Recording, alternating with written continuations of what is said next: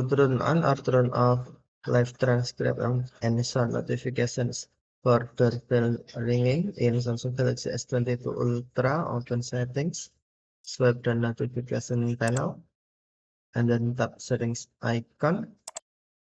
Scroll down settings screen, find accessibility, and then tap accessibility. Select hearing enhancements,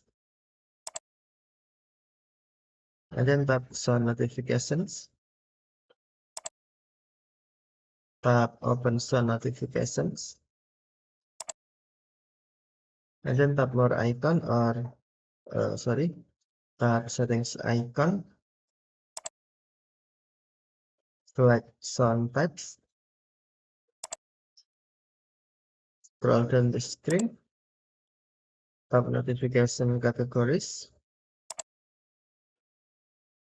And then on doorbell ringing, tap switch until blue to turn on, or tap switch until gray to turn off left transcribe and sound notification for doorbell ringing.